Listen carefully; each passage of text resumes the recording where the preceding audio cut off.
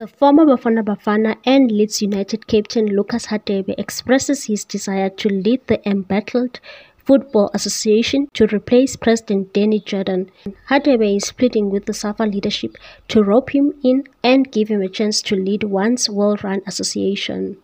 The 50-year-old said he is being pushed from pillar to post in his quest to take over as the association's president.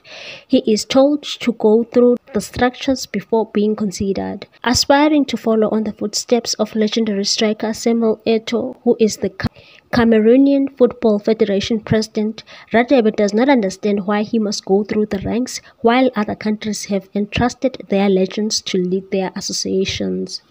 He said, "My question has always been based on the other leaders of football at the global level.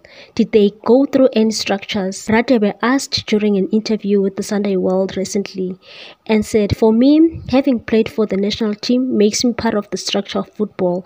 I have also served in one of the committees, so I don't know what structure they want me to go to. It defeats the purpose of what we want to achieve, because the only thing we need is to see our football go forward, and that will mean giving other people a chance. Yes, Jordan has done well, and we are where we are today because of his hard work.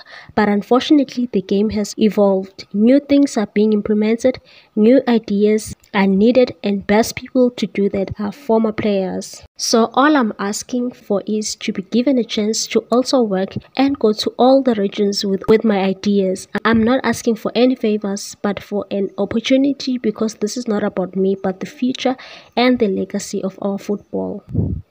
Jordan, who's 72 years old, has been at the helm since 2013, and the local football mother body has since been clouded by controversy relating to financial mismanagement and reported corruption. Please like, comment, share, and subscribe for more sports news.